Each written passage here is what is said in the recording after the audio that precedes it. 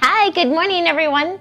This is Kelley Hobart from Alpaca Direct and I'm here on Technique Tuesday, and we had a customer asking about how she might be able to add a new ball of yarn to her work. And so I thought that would be a great topic for today, to talk about different ways that we can add a new ball of yarn or a new skein of yarn to our work as we're going along. So I had a couple of examples here. You know that I've been working on the Jones sweater, and I've made a few of them now, or I'm working on a few of them. And so I used two different techniques for the Jones sweater so far. And the first one that I wanted to talk about is this right here. And I put a stitch marker here so I could keep track of where it was, because I couldn't find it without having a stitch marker there. So it's right in this spot right there. And if you look at this join, you can look on both sides. Can you see where it is? Is it zoomed in really close, Jim? It is. Okay, so do it again. So I don't know if you guys can see. Can you see where the yarn was joined in there? It looks pretty good, doesn't it? That join is awesome. And that is called spit splicing. And nowadays that's probably not PC because we don't want to be spitting on things. So I've been using warm water. But what it is when you have a wool fiber or alpaca or something like that, a natural fiber, you can use this technique and kind of take the two ends, and this is what the alpaca looks like in the skein. And you can, I'll show you how to do it, but this is what it looks like when it's done. It's called spit splicing. And if you look on, that's what it looks like when the yarn is joined. And you see, I didn't do mine very well. Did you see how it started to come apart a little? So you need to make sure and do it enough so that it stays together. But I'll tell you, when I've worked mine into the project, it never comes out. It is nice and sturdy. Let's take a look at this one. I did this in two different colors. This is the Ultra Alpaca in Chunky, and you can see that it's pretty sturdy. So it's called spit splicing and super easy to do. And if you think about it, it makes one continuous huge skein of yarn. So if you've done all yours and you need to take a section out, you just wind it into a great big huge ball and it's ready to go. I don't know if you guys have taken your projects out before, where you have to take out a huge area, and then the ends that are woven in keep it from being able to unravel something. So this is a fantastic reason to be able to use that. But of course, you can't use it on everything because not everything will felt. For instance, this yarn right here is Sueno, and it's a super wash yarn.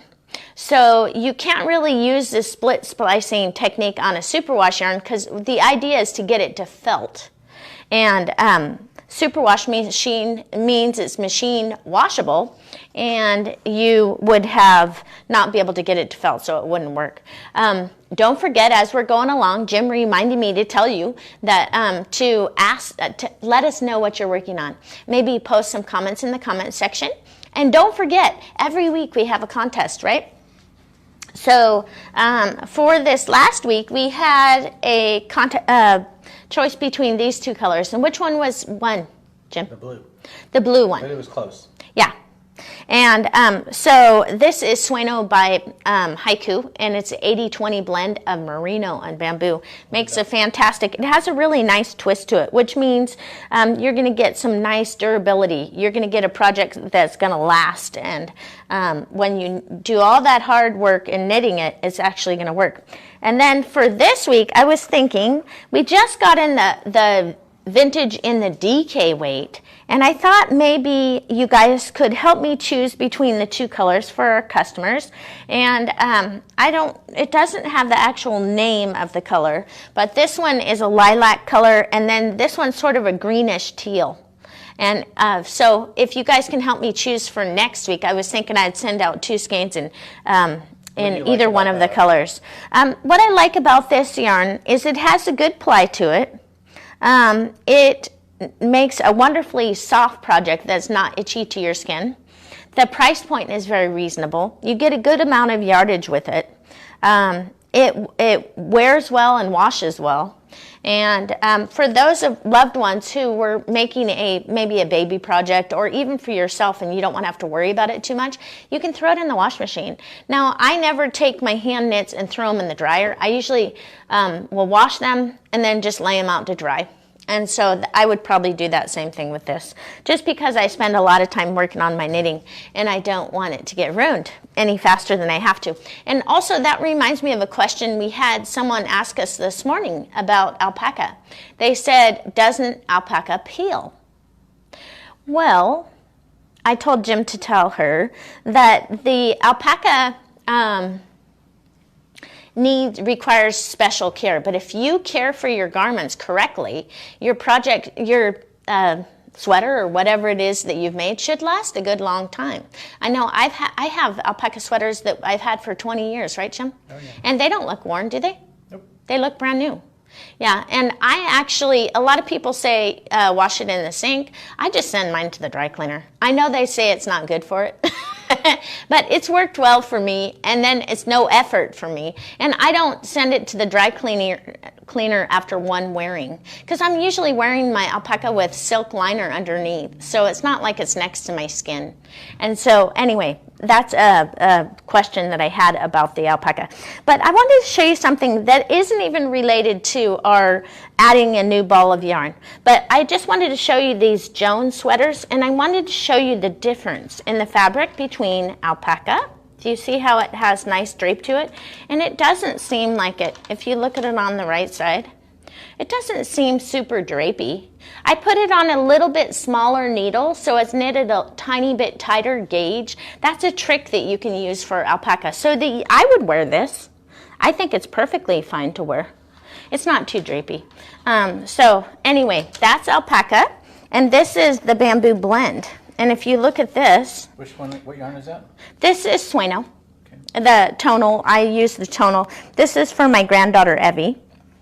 And if you look at it, it has a lot more structure to it. It's the same exact pattern. That's the newborn size. This is the 4 to 6 size. I made them bigger. That's another thing. When you're making sweaters for your loved ones, the little kids, you might try what I do. For Claire, she is 2 months old, and I did the size 1, 2, and her mommy didn't mind rolling up the sleeves, and she knew it's a little bit big, but she puts it on her anyway, because she said, that's great, because then I can get 2 winters of wear out of the same sweater, and then all my work, she just wears it over and over, and so it's totally fantastic. I love knitting for people who totally appreciate those wonderful fibers and they are as excited about it as I am. So it's totally fantastic.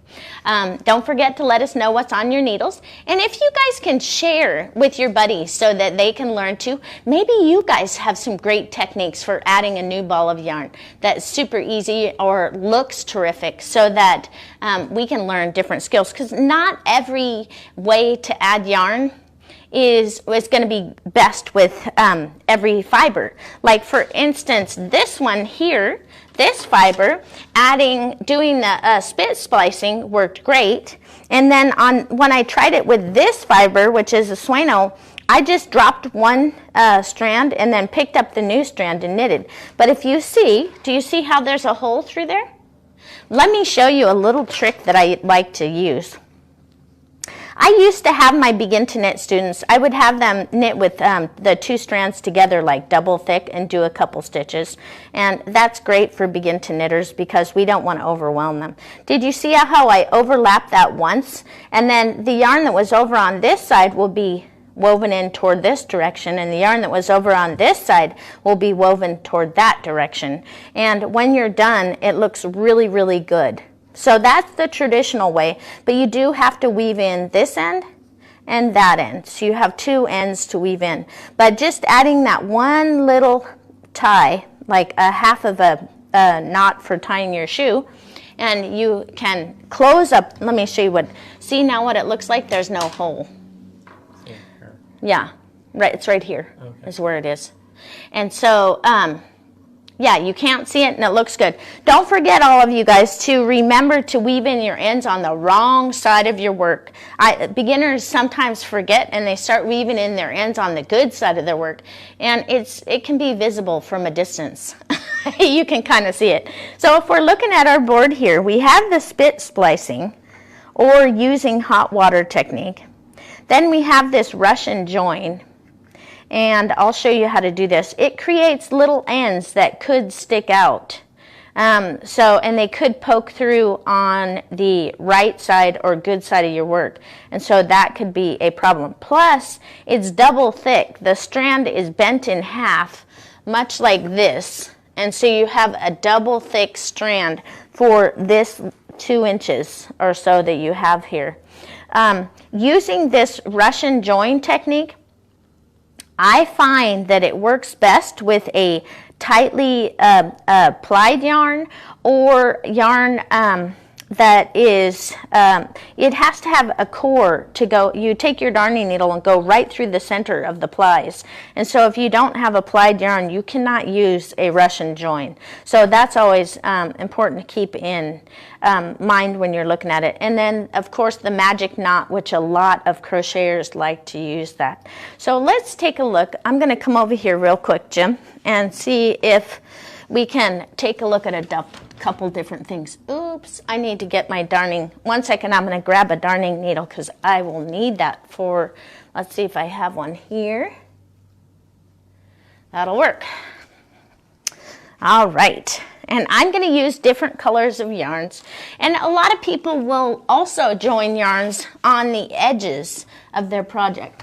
So if you just run off, knit all the way to the end of a row, and then you stop the one and then pick up the new yarn, then you'll have 2 ends that you have to weave into the back of your work. And that looks okay, but if you have a bunch of ends all on one side and you're weaving them all in on the edges, it's going to make the back side of this work look a little rough, and you will notice the difference. So I usually, like in this pattern, if I can do that spit splicing or, felting it with hot water, then you can't see it. Where is it? That's right. Where is it? I can't find it now that I took the stitch marker off of it. You can't even feel, with this particular yarn, you can't even feel a thick spot. So you don't know. It could be right in here. But if you look, it looks really good.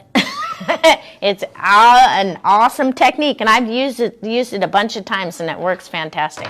So the traditional way that I teach students how to add a new ball of yarn is I would have them, just maybe say they're working they're in the center of their work, and they need to add a new ball of yarn. These are just little scraps that I have from home. So then what I would do is I would take my working yarn and leave like a 6 to 8 inch tail. I like a longer tail because I find that working with a little extra yarn is easier, and I don't mind cutting that off. So I would have the strands. One strand is my working yarn right here, and then my new strand is going to be coming off of this left hand side, and it's going to be going toward the right with my tail over here. And then I just hold those 2 strands together, and I would knit like 2 stitches, and then I would drop my old yarn, and then I would continue on with the new yarn to the end. And you can see right here that these 2 stitches right here are going to be double thick. But if it's in the same color, it really doesn't look too bad. It prevents that whole thing that you had with the other strand where you just drop it and you don't knit 2 stitches. And then you would weave in this end.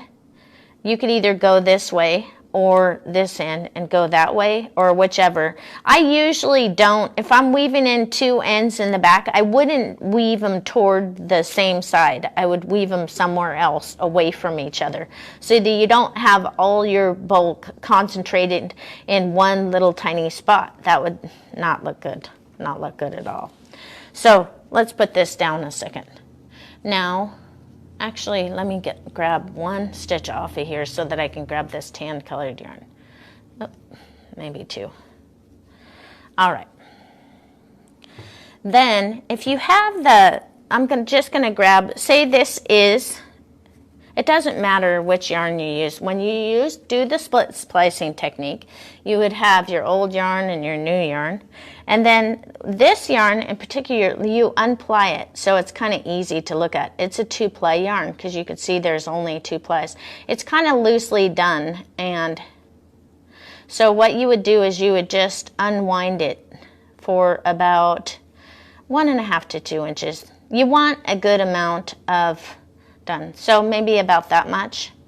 And then what you would do is you take that much and you take your scissors and clip that 1 ply, because when you're done you're going to have the exact thickness of your yarn. It's going to be no thicker or no thinner at the join than it is on the ball of your yarn. And that's what makes it so nice, is that it's not thicker or thinner. So you're basically taking 1 ply from each of the yarns. Yeah, and if it was a 4-ply, then you would take 2 and 2, and so on and so forth like that. So, yeah, you do that. And you want them about the same, you want them to be just about the same, so they're about the same length on either side. I'll maybe cut this one off just a little, and maybe I'm being a little too picky. It doesn't need to be so picky. And then what you can do is you can take your warm water and dip those ends into that warm water. Mine isn't as warm as it used to be, just because it's been sitting here for a little bit. But then you would take these and then you just hand felt it.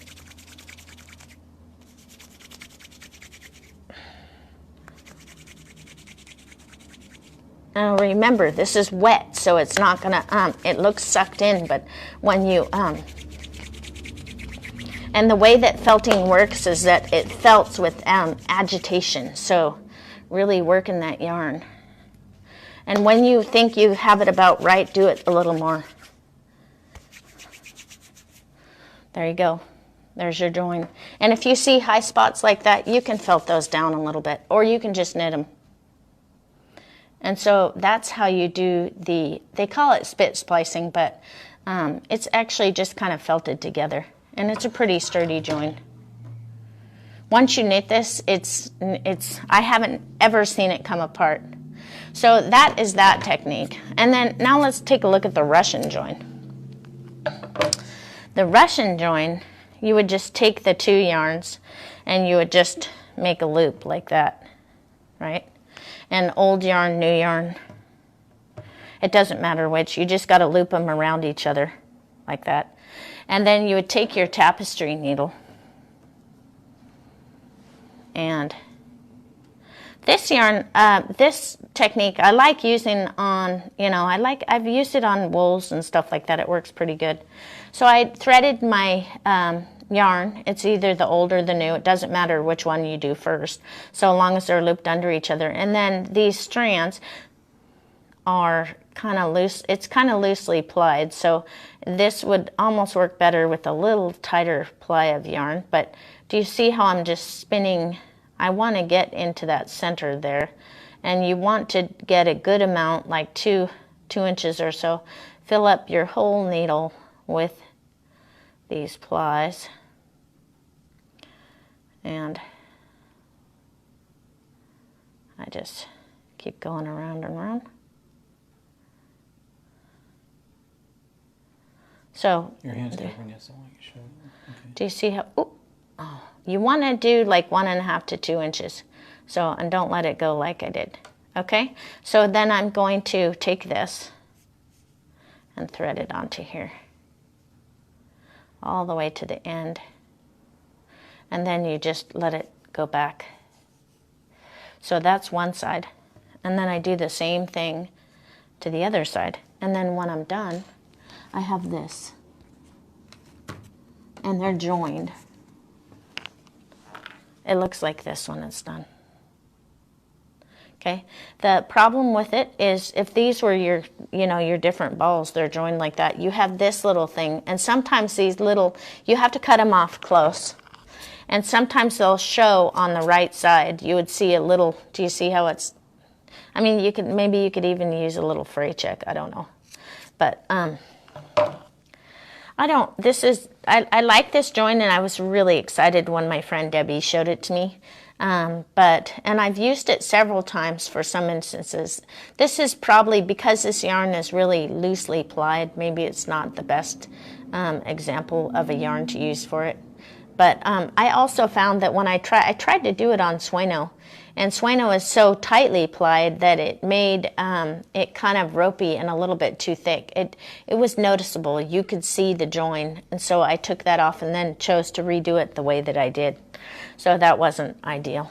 And now let's take a look and see about this other one. So as you can see, there are a bunch of different ways to join yarn. And so what are you doing now?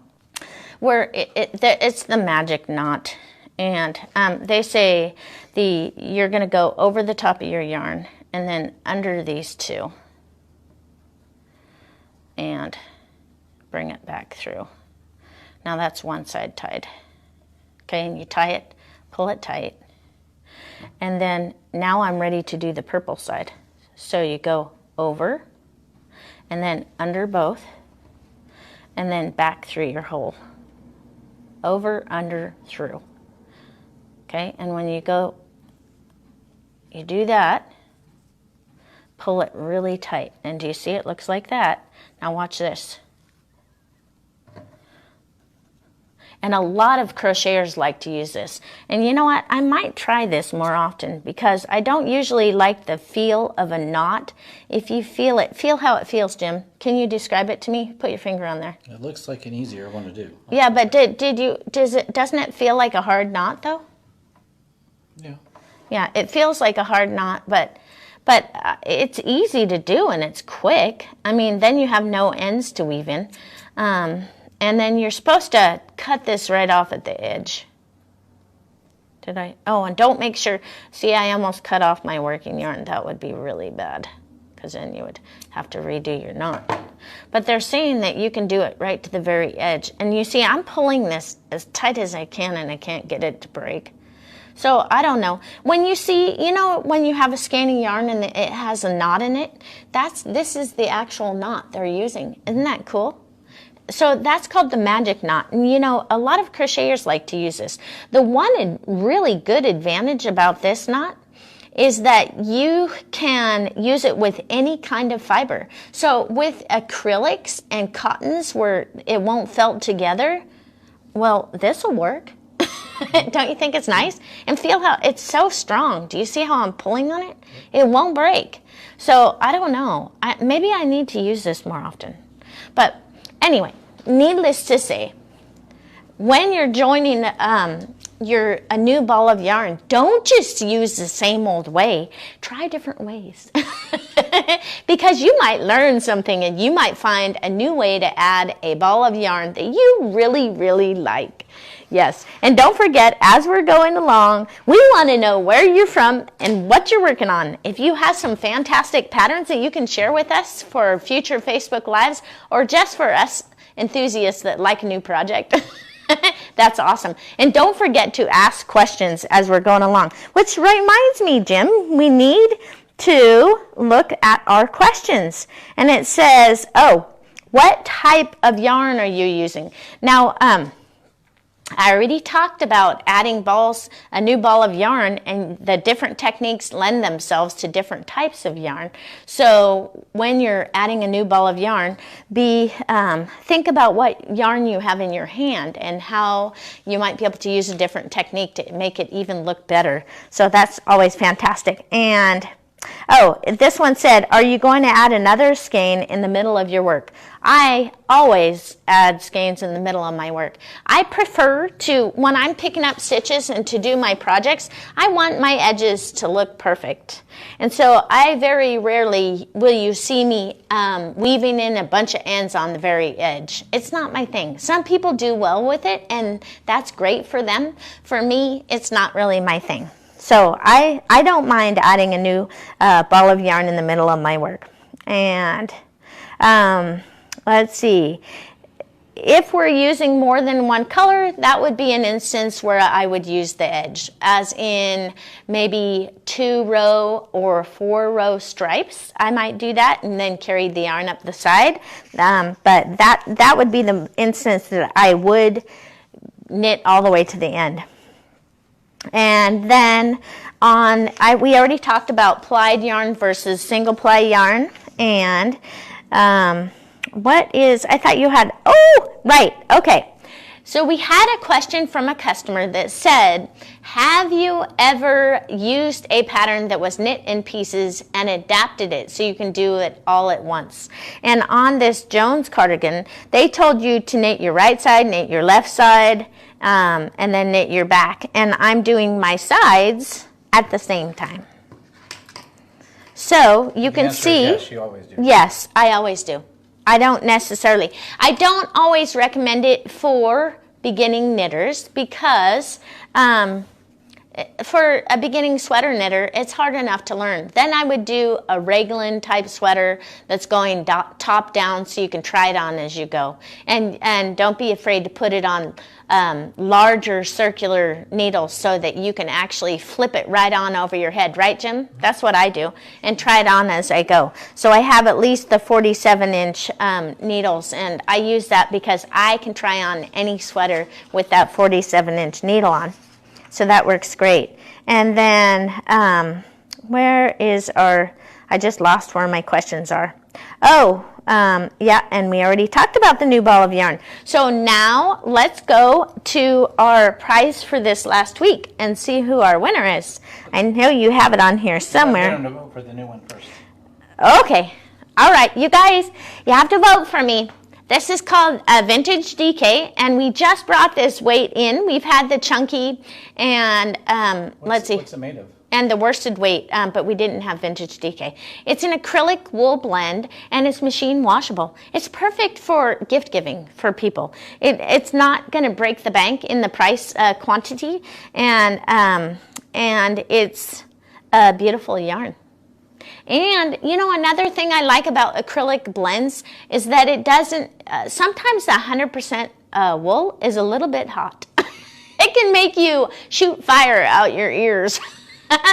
So having a small amount of wool is sometimes a really good thing. It's up to 80 now, right? So. Yes, we finally have some summer. Yay! After I think we had one day of warm weather and then it started raining again, and we were like, oh darn, we're like wanting our summer to come around. And here it is. It's a beautiful day, and so we are happy as can be. And this one, just say teal blend or lilac. Teal and lilac. Yeah. Mm-hmm.